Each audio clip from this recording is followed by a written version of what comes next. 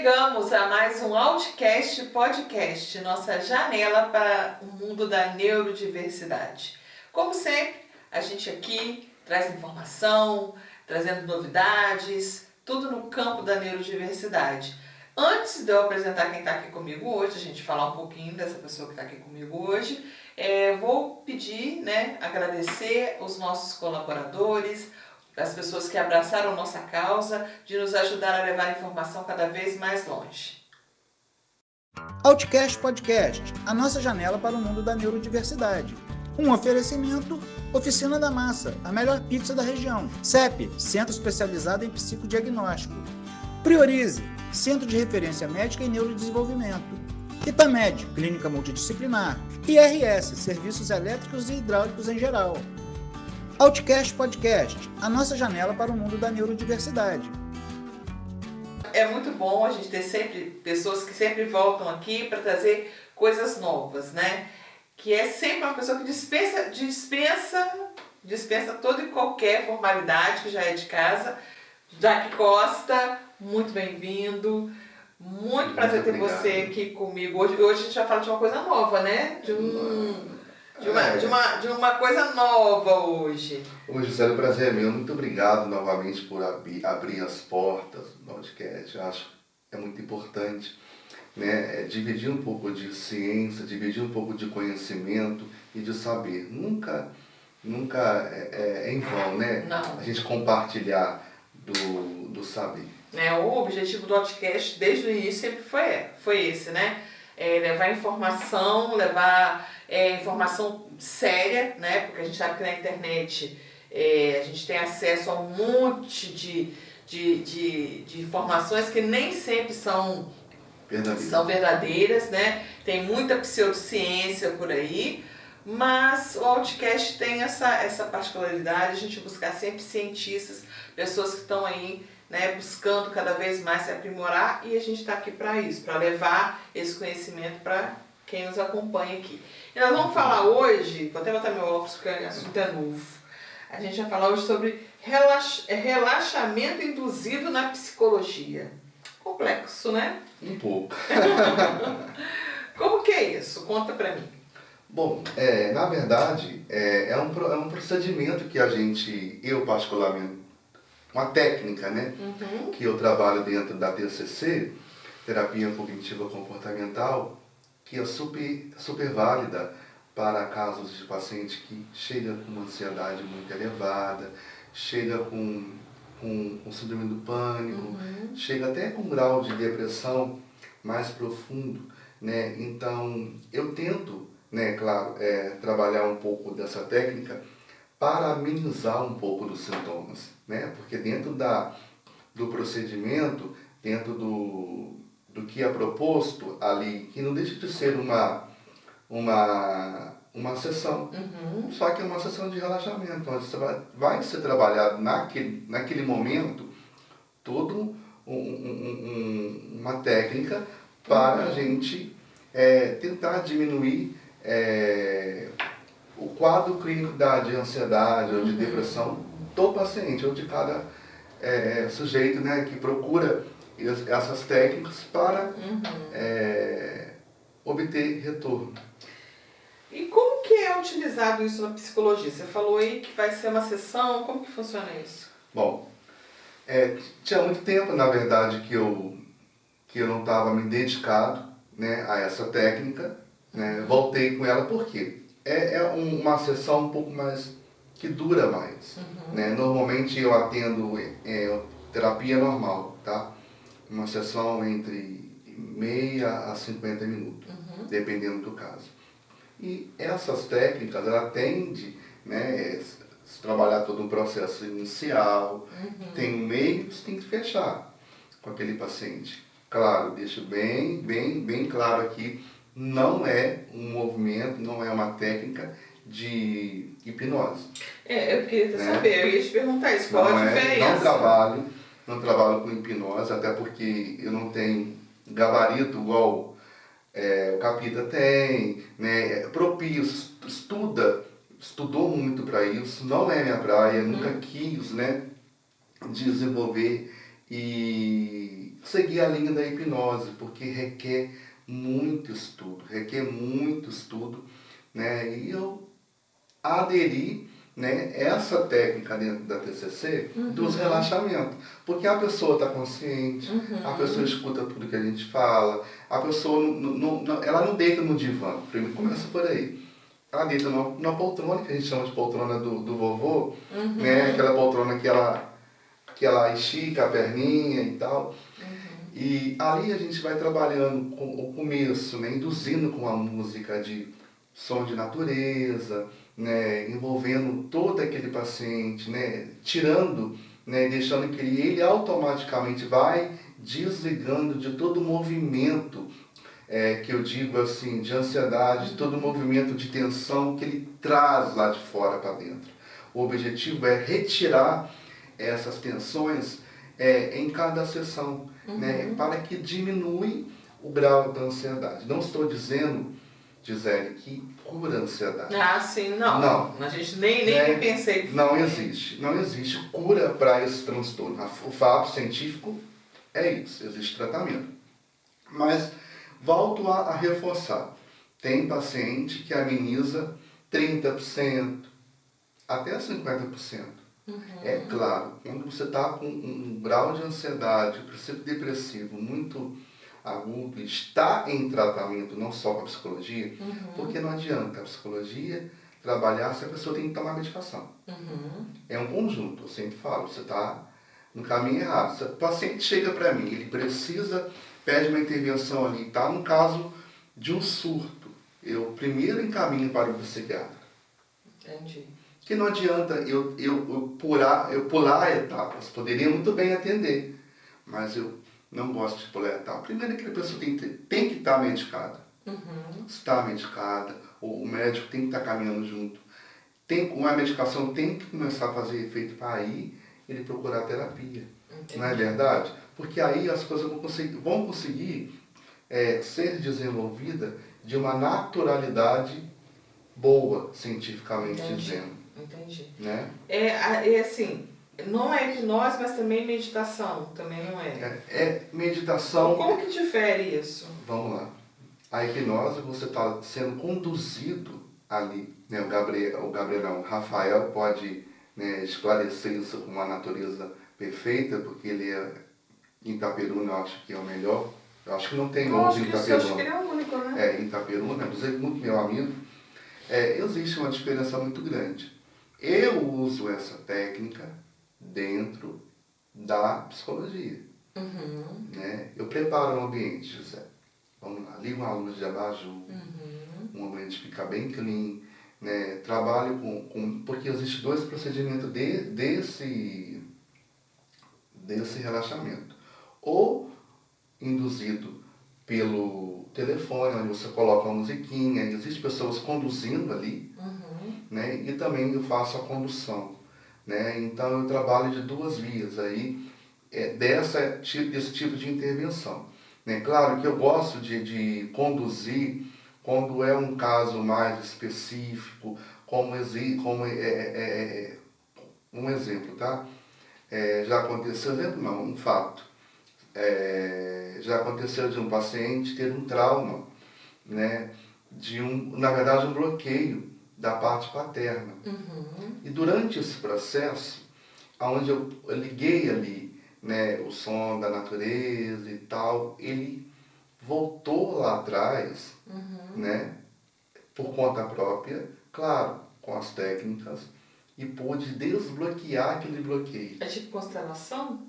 Não digo porque a constelação ela é algo que ela é guiada profundamente. Eu guio, mas eu permito que o paciente também desenvolva o seu próprio procedimento. Entende? Porque senão fica muito, muito técnico ali. Eu gosto que ele senta na cadeira e fica à vontade. Né? Porque isso tem ajudado muitos casos graves de depressão. E eu sou prova viva disso. Né? E eu também gosto de fazer quando eu estou em casa. Eu vou dormir antes, porque a gente também trabalha. Mas aí você coloca a musiquinha de relaxar, a musiquinha lá, o som da natureza. Aí você vai conduzindo aquilo Não. ali? Existe, quando você procura no Google, você vai ver lá, você pesquisa, relaxamento guiado para diminuir a ansiedade, por exemplo. Tem vários. Eu clico num e apago a minha luz do quarto, tomo meu banho, fico bem tranquilo. E vou me deixando levar sobre aquele procedimento, aquela narração. E no consultório é a mesma coisa, né? Volto a frisar. Eu gosto de desenvolver, né, porque eu já conheço o paciente. Né? A gente conhece o quadro clínico.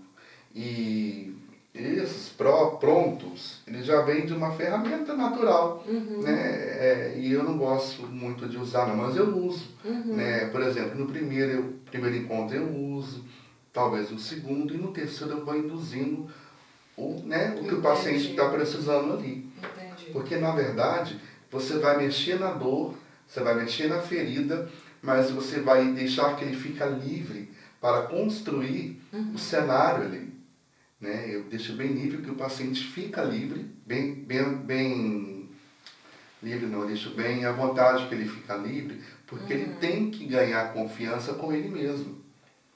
Entende? Então, por muitas das vezes eu acompanho, né? Eu permito que, depende do caso, que o som das flautas, da natureza, da calmaria, seja mais do que a minha fala em momentos que preciso. Aí demora mais.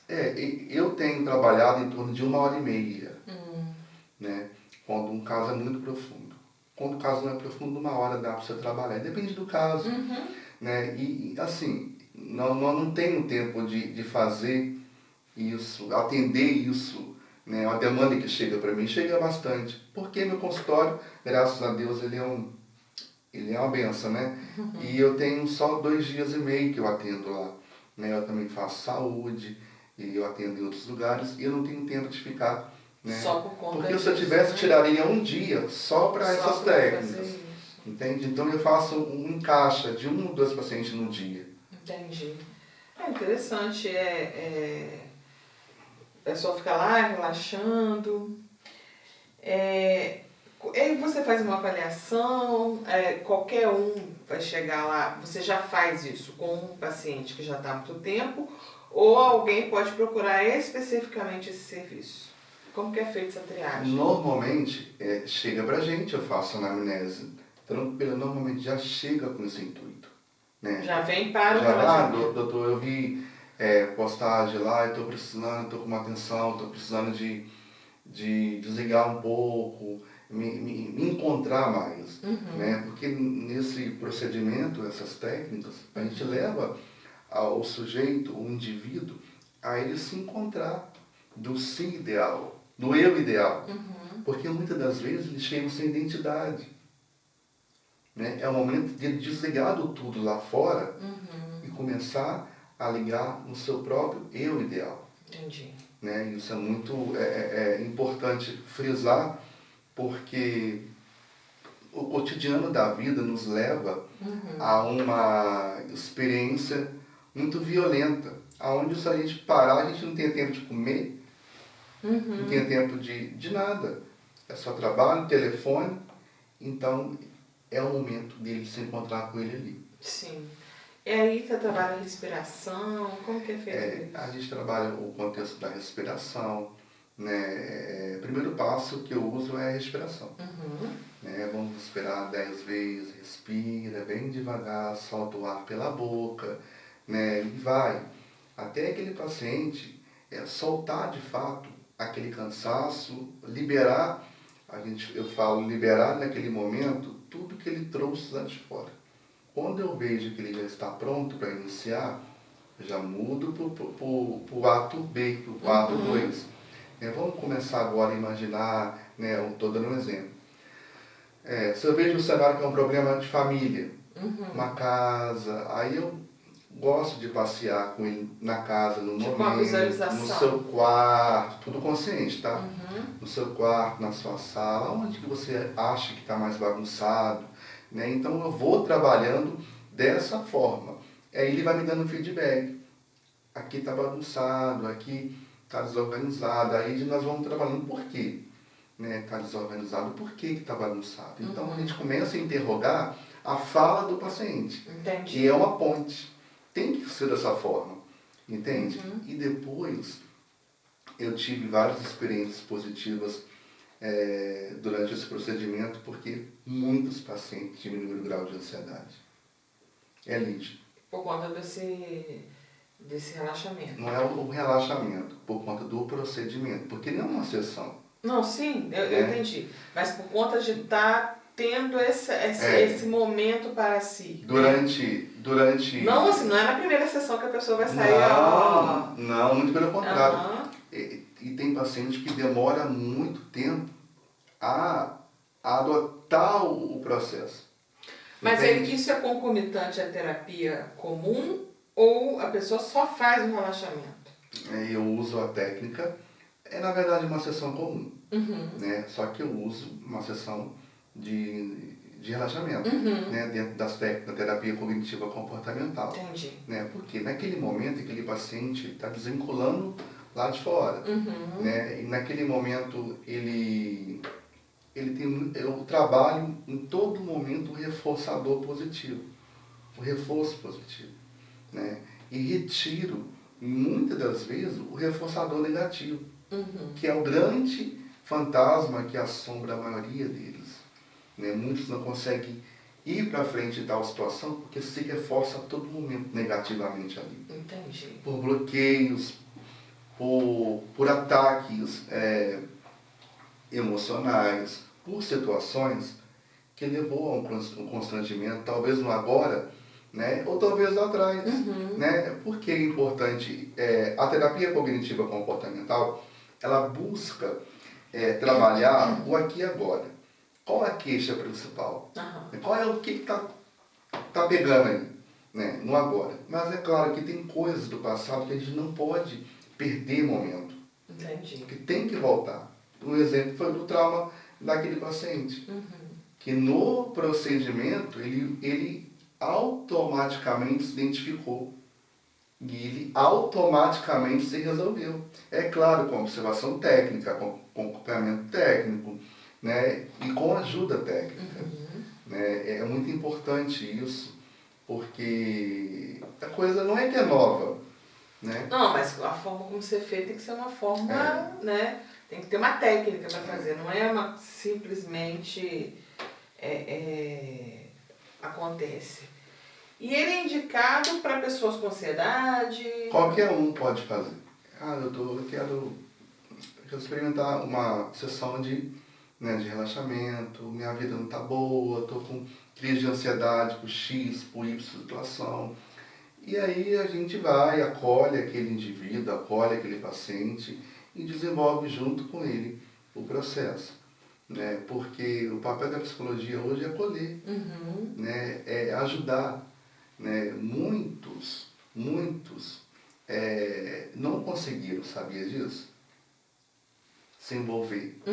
Muitos não conseguiram, tentei várias vezes com vários pacientes, mas é coisas dele. Não consegue se envolver o quê? Você não consegue relaxar? Não consegue. É tipo como você fala assim, vamos meditar, e a pessoa não consegue fechar o olho, fica assim, entende? Não, muitos têm bloqueios profundos, que aí sim, é notório ali durante o procedimento, durante a terapia, já encaminho pro capítulo, ó. E digo para ele, ó, estou te caminhando, e X, não é comigo. Né? E precisa de fato entrar no processo de uma análise mais. De uma regressão mesmo, porque até a própria regressão que o Capita trabalha, eu acho que é uma regressão consciente. Né? Não, eu não sei, porque eu tenho curiosidade. Alguns pacientes me falaram sobre isso. Ele não invade tanto, ele sai, escuta tudo, né? Só que se adentra. Tem uma técnica, que eu não sei qual é a técnica, porque eu estudei sobre. Né? Acho fantástico o trabalho dele. Não é um trabalho qualquer, não é um trabalho fácil. Não, imagino que não seja mesmo. Porque é um trabalho que requer 2 horas de sessão, 3 horas, dependendo até 4. Porque a pessoa ter que, né, abrir caixas fechadas há muito tempo. Eu falo caixas porque parece que o pensamento da gente fica todo encaixotado. E você tem que mexer em coisas lá de um passado, né, muito remoto, na infância, até na pré-infância, né? O nosso cérebro vai armazenando todas essas informações. E muitas das vezes, Até parto, até no parto. muitas das vezes, tem situações que vêm do ventre da mãe. É verdade. Lá do interno, antes de vir para o externo. É muito complexo mesmo.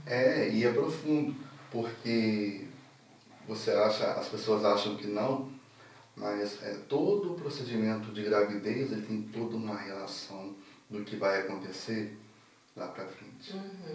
Desde quando a mãe se desejou ou não aquela criança, como que foi planejado, se não foi planejado, como que ela foi acolhida com a notícia, entendeu? Em todo esse processo que já envolve o afeto. Né? E muitas das vezes hoje, muitos casos estão, de fato, mediante lá atrás mesmo. Como que, agora você me levantou uma questão aqui. Como que, por exemplo, uma gravidez que houve uma rejeição, né? A mãe não aceitou, ou os familiares, teve aquela coisa aquela gravidez que não foi esperada e que também houve aquela coisa. Que tipo de transtornos podem ser desenvolvidos a partir disso? Bom, vários. A começar da rejeição do bebê. Em muitos casos, a mãe entra numa depressão pós-parto. A mãe idealiza no inconsciente coletivo a morte do bebê. Né, a retirada do bebê a todo momento. Né? Então, isso tudo é num contexto básico, estou explicando, sem profundidade científica. Não, sim. Né? Então, aí a criança pode vir prematura. Isso por conta do que a mãe está passando. Na verdade, não é que a mãe está passando, é do quadro clínico. Normalmente, aí vem a parte física. Muitos casos, como você está falando, vem como criança, adolescente com gravidez. Eu estou falando justamente disso, né? Às vezes a imaturidade é uma adolescente, ela tá cheia, tem todas as pressões. Eu até imagino que essas pressões, obviamente, exercem dentro daquele corpo físico ali que está sustentado, gerando aquela criança. Mas assim, o impacto na criança, como que se desenvolve assim depois? Porque a gente sabe que existem traumas, o trauma é desde sempre. Mas aí não tem como a gente prever isso, né? Eu tô viajando aqui. Não, é uma pergunta sua. Eu tô viajando. Vamos lá. Não, porque eu viajo. O marco do desenvolvimento, para vários teóricos hoje, infância juvenil, vem marcado de grandes contatos. O primeiro contato que a criança tem é com a mãe. Né? Que a gente chama isso de contato materno mesmo. Através da fase oral, que é do sugar o leite da mãe. Aquele contato é muito importante. E já começa aí que, nesses casos, existe muita possibilidade daquela mãe não ter leite para dar naquele momento. Porque o corpo não estava preparado. O corpo não estava esperando. Né? E tudo, como a gente queima a etapa de qualquer coisa na vida, a gente lá na frente paga um preço. Entendeu? Então você não tem o primeiro contato com a mãe ali. A criança tem de uma outra via. E normalmente aquela mãe ela rejeita aquele bebê. Não estou falando todas. Não, eu sei, então eu tô pensando assim, especificamente numa situação de traumas que a gente vai acumulando ao longo da vida. Aí você vai me entender. Pode não dar nada no começo, mas lá na frente vai dar. Eu atendi um caso, esses dias, de uma mãe jovem, de 22 anos. Criou, tem um filho de 8 ou de 9 anos. É isso, acho que é. Não, minto, de 5 anos, de 8 outro caso, 5 anos de idade. E ela tá pagando agora. Tá reclamando porque a mãe a mãe não fica com a criança para poder ir para a festa, que ela quer viver tudo que ela não viveu lá, ou agora. Sim, E aí a mãe, aí é um conflito familiar. E a mãe vem se defendendo que não é obrigação dela. De fato não Aí a gente tem que trabalhar todo o conjunto familiar. Porque às vezes, Gisele, se eu trabalho o paciente, se existe algum fator que interfere na família, se eu não atendo a família, não existe como ter evolução naquele quadro clínico. Possivelmente não vai ter, porque o fator está na família, não está nela. Entendeu? Porque é culpa. Entendeu? Culpa, ela é um fator que grita nessas mães jovens de hoje. Se sentem culpada da gravidez. O não desejo depois que a criança nasce. Então, tudo isso, no afeto daquele indivíduo, vai sendo construído negatividades. Entendi. Entende? Então, lá não pode dar nada naquele momento, mas lá na frente vai dar. É porque viver é traumático, nascer é traumático, né? Uma vez eu li uma frase parecida com isso, que o ato de nascer é traumático. Você está quietinho lá dentro da barriga, quietinho entre aspas, né? Porque o corpo humano é barulhento ao extremo.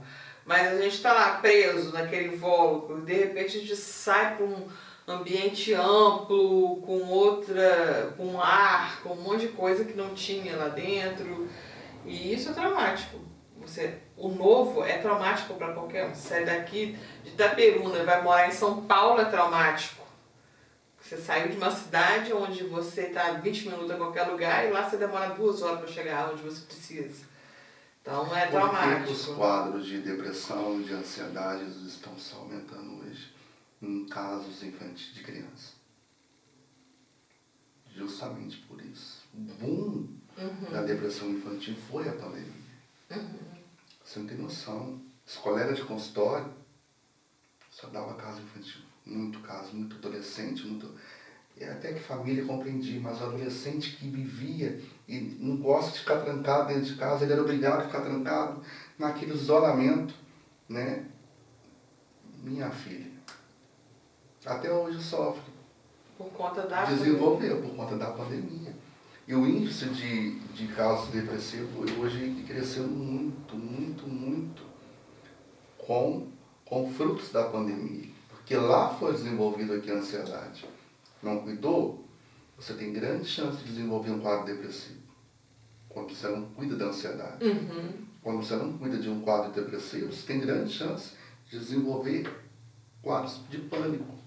E até chegar o grau máximo que eu falo, que é do suicídio. Entende?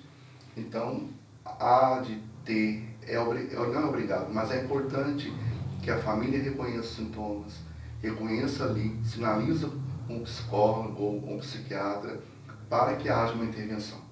Mas ainda tem muito preconceito também de achar que é faniquito. Porque você vai me perdoar que eu vou falar aqui agora. São pessoas ignorantes. São pessoas que não sabem da atual realidade. Que não vê hoje, nitidamente, os limites de tela hoje, Gisele. Está levando as crianças hoje, de verdade, a um quadro muito alto de ansiedade. O telefone, o computador, os jogos. A vida, de uma maneira geral, hoje não é só para criança também, não. Para a gente também há uma cobrança muito grande. Exato. O preço do sucesso, você ter... porque antigamente, bem antigamente mesmo, estou falando isso da década de 70, 80, a pessoa, ela nascia, algumas conseguiam estudar, outras não, e aí elas arranjavam um trabalho e ficavam ali, criavam suas famílias, e aquilo ia junto. Assim, não estou falando em termos de dificuldade e economia, não, estou falando em termos de etapas de vida. A pessoa crescia, começava a trabalhar, casava, tinha seus filhos, e ela vivia aquilo ali, Hoje não, hoje existe uma expectativa, porque só você casar, ter filho e ter casa, você precisa ter outras coisas. Hoje você precisa de ter, não é qualquer carro, não é qualquer casa, a família, não é qualquer família, você não tem mais você tem que pensar na escola do filho, é muita pressão, que antes não tinha, antes era coisa natural. O molequinho estava na hora de ir para a escola, qual que é a escola mais perto? Ah, é a tal. Ele não se preocupava se era pública, se fosse particular, você poderia, nem todo mundo ir para particular, então não tinha muita... o que eu quero dizer é que hoje a gente tem, além da pressão, a gente também tem muita diversidade. Talvez a gente não saiba lidar com a quantidade de opções que a gente tem. Quanto mais opção a gente tem, mais ansioso a gente fica. É igual quando você vai escolher um filme. Antigamente você ia para locadora na sexta-feira e dentro daquela locadora, por maior que ela fosse, tinha um número limitado de coisas ali para você escolher. E, geralmente você tinha a associação favorita que tinha X temas. Eu peguei essa época. Hoje você tem os streams, você tem milhares. Aí você passa mais tempo procurando um filme para assistir do que assistindo. Eu perco até a vontade de assistir, de verdade. Ontem eu estava falando com a minha noiva o seguinte. Vamos assistir alguma coisa? Eu falei, eu já perdi a minha esperança, porque o que eu já liguei a televisão, fiquei caçando. Às vezes você tá com um troço aqui na cabeça, né, mas você não tem o quê? Ali. Porque você passa por um monte de estímulo. É muita coisa para... Que faz você perder o foco. Eu sempre assisti muitos filmes. E eu era daquelas que pra locadora pegava aquele monte de filme para assistir. E eu dava conta. Um monte de filmes eram 3, 4. Esse era um monte de filmes que eu assistia. Então eu pegava aqueles filmes, assistia, e eu estava antenada com os lançamentos do cinema, eu sabia qual filme que é. Hoje eu não sei. Aí a pessoa, nossa, ela é cinéfila, que coisa. Eu gostava de filmes mais antigos, filmes novos, produções diferentes. Eu olhava fotografia, eu olhava produção, eu olhava tudo. Hoje eu não faço isso. Hoje eu tenho muito mais possibilidade de assistir e eu não assisto porque não tem como eu ficar procurando aquilo tudo mais. Isso também ajuda na depressão. Ajuda porque vem a angústia, vem o desespero. E para quem é TDAH, piora o cenário. Né? Porque você está no meio de... É igual você vai no mercado hoje. Hoje o mercado é totalmente diferente de antigamente. Você ia numa vendinha, comprava, você tinha uma especificação que era no pirulito. Hoje você vai no mercado hoje, você encontra aqui variedades e um mercado muito grande que se você hoje não tiver o norte, você se perde e não compra nada. Você fica horas rodando naquele mercado. E assim é a nossa vida, Gisele. Entendeu? Porque perdeu-se, concordo com você, a coisa do antigamente. Hoje as famílias voltam a já falei e volto a frisar. Não tem tempo de sentar e tomar um café da tarde. Não tem. De almoçar com os filhos. Que isso, gente? Aí quer cobrar muito do que não dá. E quando eu trabalho em associação com famílias, com casal principalmente, que vem botando a culpa na criança, eu falo, mas a criança não tem culpa. Qual a hora que você chega em casa? Qual a hora que você propõe? Qual o limite que você dá para telefone? Se vocês não conseguirem fazer isso, que são a autoridade, quem vai fazer? É claro que a criança não vai obedecer, Gisele. Se não tem uma lei específica. A psicologia vai dizer sobre o superego. Normalmente é a figura do pai que representa o sim, o não, o pode, o não pode. Não se tem mais isso. Enfim. Porque a gente vive numa sociedade hoje também que tem uma demanda muito grande. É o que eu falei, a gente precisa estar trabalhando porque só o básico hoje não é suficiente. A gente precisa de mais, só que aí, entre trabalhar, a gente não consegue acertar ainda o equilíbrio entre o trabalhar e o viver. Ou a gente só trabalha ou só vive. Aí se só vive, você só passa dificuldade, só vive dificuldade, porque você não consegue viver economicamente nesse mundo. E se você só trabalha, você não vive. Então a gente tem que descobrir ainda o meio termo para isso. Então isso eu acredito que seja um dos fatores, isso eu estou falando assim, das minhas percepções, não tem dado científico nenhum aqui, é só eu e as minhas observações. Eu acho que isso também influencia muito. E assim, eu fico imaginando como que consegue, por exemplo, a pessoa que vai fazer o relaxamento com você, de repente 1 hora que ela tira para fazer algo por ela, né, que é só ficar ali, né, relaxando, é o parar num dia de trabalho. Então isso, como é que é isso? Como que você, porque eu convencer a pessoa para fazer. Pois então, normalmente as pessoas ela escolhem, muitas delas, no horário do almoço. Eu digo que não é o melhor horário. Ou você escolhe um horário pela manhã ou no finalzinho da tarde, sai do trabalho, porque você vai trabalhar todo um cenário na técnica. Vamos trabalhar, vamos. Você vai voltar para o meio naquele momento, para o meio do tumulto, da confusão. Tudo que a gente trabalhou, praticamente, se não tiver um bom equilíbrio, ele perde em minutos. Né? Então, eu também passo muitas coisas também para fazer em casa. Esse relaxamento que é induzido pelo telefone, pelo Google, eu encaminho para cada paciente para eles fazerem em casa, para dar continuidade ao que está sendo trabalhado ali. Entendi. E sim, os benefícios a gente já sabe, assim, né? Que é o imediato é a pessoa, né, você conseguir se autocentrar. Mas a longo prazo? A longo prazo, a gente consegue enxergar melhoras no quadro emocional, no quadro depressivo e de ansiedade. Eu já acompanhei paciente que teve evolução como psiquiatra. Mas não digo que foi por conta do relaxamento, não, porque eu sempre falo, José, se você hoje não tiver em plena consciência do que está buscando ajuda na terapia, o psicólogo não tem bola de cristal. Muita gente acha que a gente tem varinha de cristal. Não.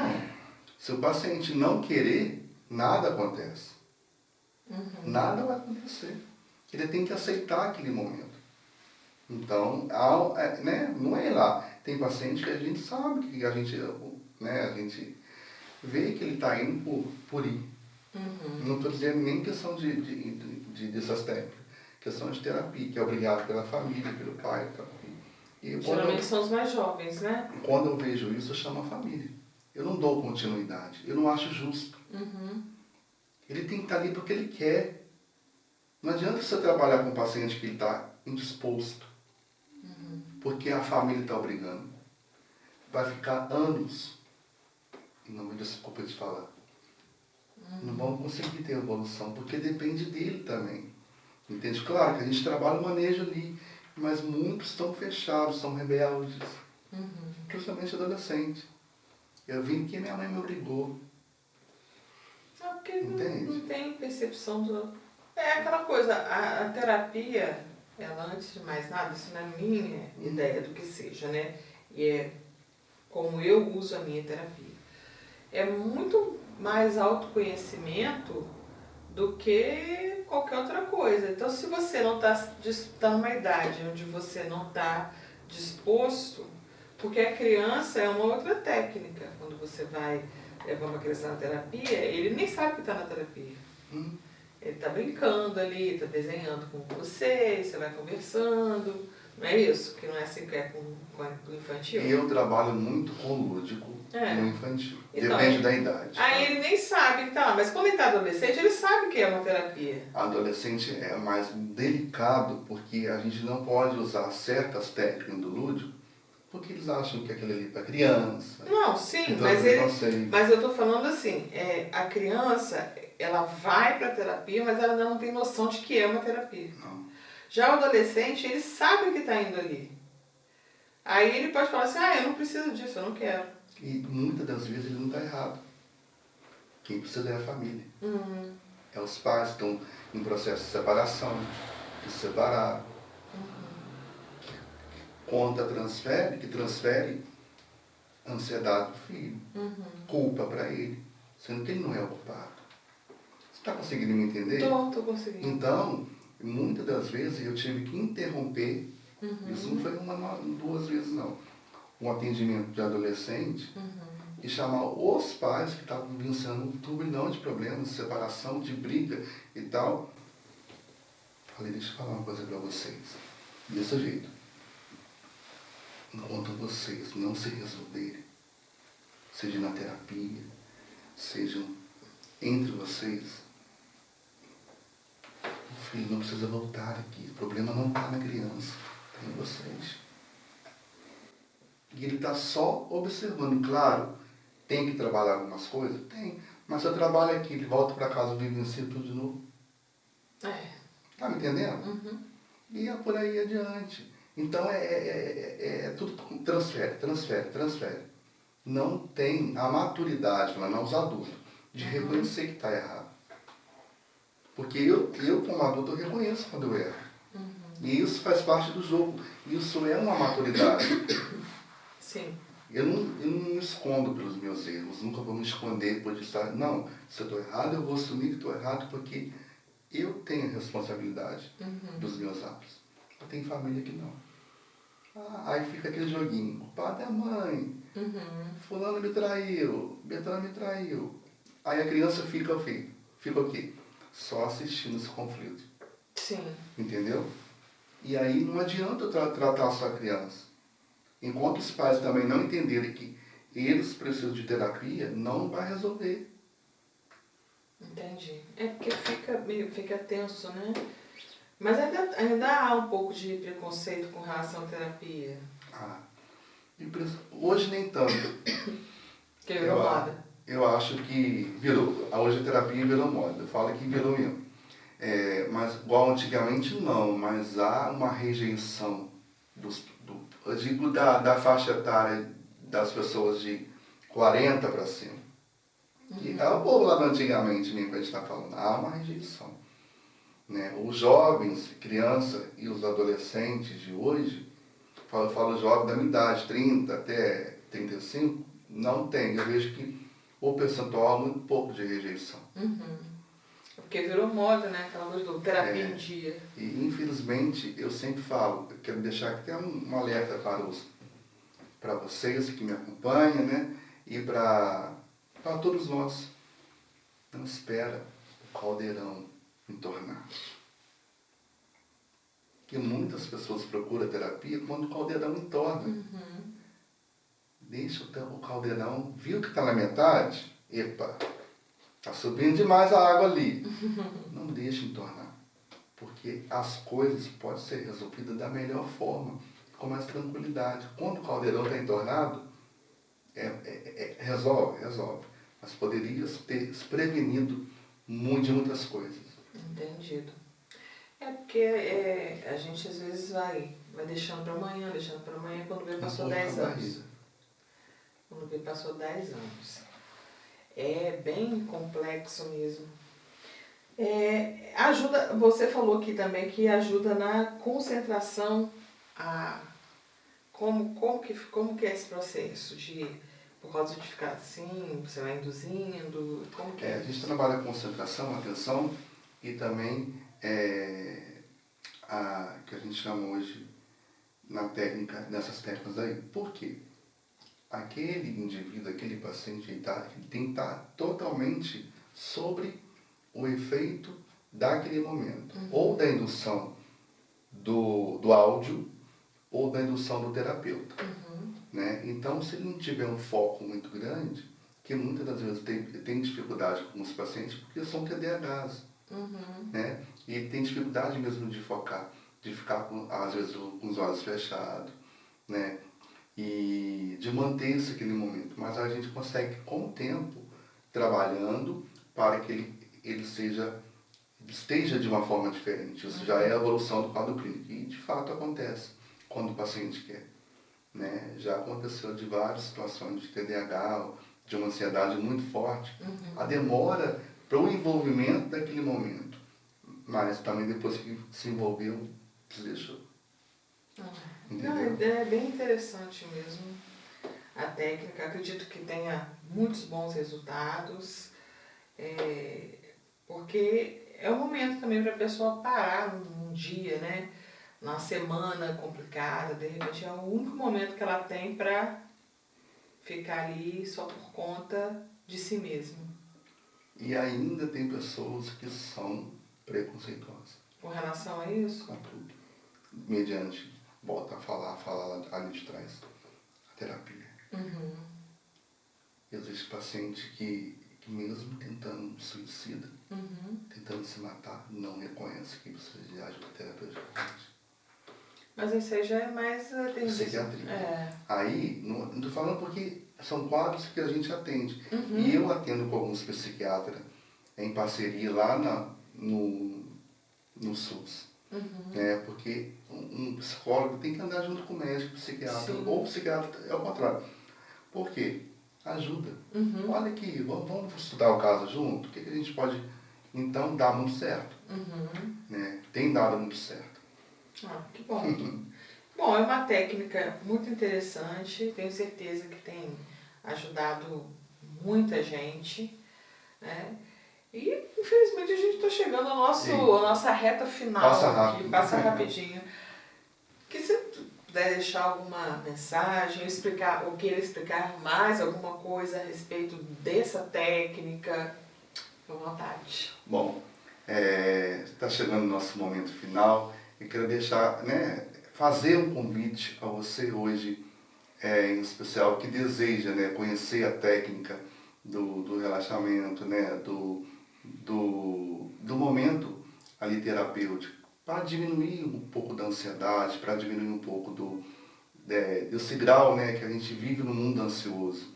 Venha, marque uma consulta com a gente, agenda com a secretária lá, que vai dar certo, tá bom?